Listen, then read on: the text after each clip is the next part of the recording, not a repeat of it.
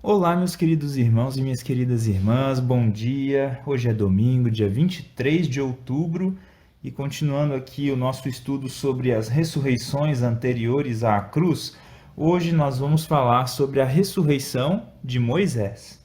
E antes de nós começarmos o nosso estudo, vamos orar a Deus pedindo que Ele nos ilumine com o Espírito Santo para que a gente possa entender aqui o que Ele quer trazer para a gente. Oremos. Senhor Deus, muito obrigado, Pai, pela Tua bondade, pela Tua misericórdia. Obrigado pelo dom da vida. Obrigado, Senhor, porque o Senhor tem nos ensinado muito ao longo desses estudos e pedimos que o Senhor envie o Teu Espírito Santo para nos ensinar mais uma vez. Entregamos a nossa vida nas Tuas mãos, suplicamos o perdão dos nossos pecados e pedimos, Senhor, que o Senhor nos ajude também nas dificuldades, nas coisas que precisamos fazer no nosso dia, que o Senhor tome a nossa vida nas Tuas mãos e conduza de acordo com a Tua santa e bendita vontade. Tudo isso nós te pedimos e te agradecemos em nome de Jesus. Amém. Bom, queridos irmãos e queridas irmãs, falando aqui sobre a ressurreição de Moisés, a lição pede para que nós leiamos Judas, verso 9. Judas só tem um capítulo, então ele está lá no finalzinho da Bíblia, o último livro antes do Apocalipse, e nós vamos ler o verso 9. E depois Lucas, capítulo 9, verso 28 até o 36. Quais evidências você encontra nesses textos para a ressurreição física de Moisés? Então a questão aqui é falar sobre a ressurreição física de Moisés. Vejam só, meus queridos irmãos e queridas irmãs. Vamos lá, Judas, verso 9.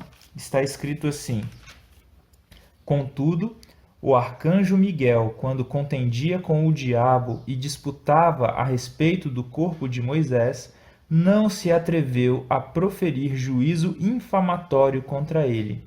Pelo contrário, disse: O Senhor te repreenda. Vejam só, Cristo, que é Miguel, estava contendendo com Satanás a respeito do corpo de Moisés. Não a respeito de um espírito ou algo desse tipo, mas a respeito do corpo.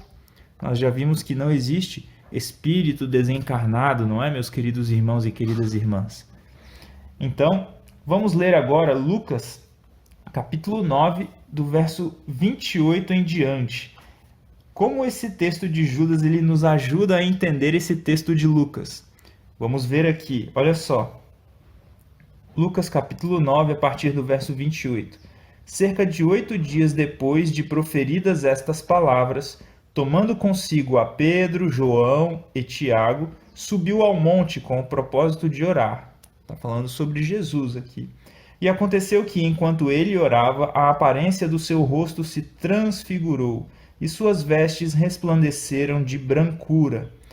Eis que 2 varões falavam com ele, Moisés e Elias, os quais apareceram em glória e falavam da sua partida, que estava para cumprir em Jerusalém. E aí o texto continua, nós não vamos nos alongar aqui na leitura do texto, nos outros versos, mas você pode continuar lendo aí até o verso 36. Bom, quem apareceu para Jesus? Moisés e Elias. Elias, ele não morreu, ele foi levado vivo para o céu em corpo. Você pode ver essa história lá em 2 Reis, o segundo livro dos Reis, capítulo 2, do verso 1 até o verso 11. Então depois confira lá na sua Bíblia. Elias subiu em corpo para o céu. Cristo estava com corpo aqui na terra. E Moisés? Nós lemos lá em Judas que Moisés ele foi ressuscitado. O arcanjo Miguel, Cristo Jesus, ele estava disputando com Satanás a respeito do corpo de Moisés. E aí ele levou o corpo de Moisés, ressuscitou Moisés, e quando Cristo encarnou, então Moisés apareceu vivo, ressuscitado para Jesus. Olha só que coisa interessante, hein? Bom, a lição traz os seguintes comentários para nós. Alguns pais da igreja grega de Alexandria argumentaram que, quando Moisés morreu, 2 Moisés foram vistos, um vivo no espírito, outro morto no corpo, um subindo ao céu com anjos e outro sepultado na terra. Essa referência, né, que fala sobre isso, né, sobre a igreja de Alexandria e tal, está escrito aqui na seguinte referência, né, Orígenes, Homilias sobre Josué, 2.1, Clemente de Alexandria, Stromata, 6.15. Então depois, se vocês quiserem conferir, aí estão as referências. Essa distinção entre a ascensão da alma e o enterro do corpo tem sentido para os que creem no conceito grego de alma imortal. Mas isso não é bíblico.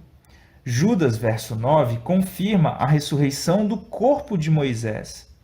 A disputa foi a respeito do corpo de Moisés e não sobre uma suposta alma sobrevivente. Ficou claro isso, meu querido irmão, minha querida irmã? E que nós nos lembremos de todos aqueles outros textos que nós já estudamos também ao longo desses dias. Continuando aqui a lição. Deuteronômio, capítulo 34, do verso 5 até o 7, nos diz que Moisés morreu aos 120 anos de idade, e o Senhor o sepultou num lugar escondido, um vale na terra de Moabe. Mas o profeta não permaneceu muito tempo na sepultura. Vejam só, aqui agora nós teremos uma citação do livro Patriarcas e Profetas, que diz o seguinte para nós. O próprio Cristo, com os anjos que sepultaram Moisés, desceu do céu para chamar o santo que dormia. Pela primeira vez, Cristo estava prestes a dar a vida aos mortos. Quando o príncipe da vida e os seres brilhantes se aproximaram da sepultura, Satanás ficou apreensivo com respeito à sua supremacia. Cristo não se rebaixou a entrar em controvérsia com Satanás, mas Cristo remeteu tudo isso ao seu Pai, dizendo: "O Senhor te repreenda." Judas, verso 9. A ressurreição foi assegurada para sempre. Satanás foi despojado de sua presa. Os justos mortos voltariam a viver. Que bênção, hein? Que vitória é essa do nosso Senhor Jesus Cristo sobre o inimigo. E a lição continua dizendo aqui: na transfiguração encontramos evidência da ressurreição de Moisés. Ali ele apareceu com o profeta Elias, que havia sido trasladado sem ver a morte, como está escrito ali no segundo livro dos Reis, capítulo 2, do verso 1 até o 11. Moisés e Elias até conversaram com Jesus. Depois continue lendo ali, meu querido irmão, minha querida irmã, Lucas, capítulo 9, do verso 28 até o 36. A aparição de Moisés, prova da vitória vindoura de Cristo sobre o pecado e a morte, é retratada na passagem em termos inequívocos.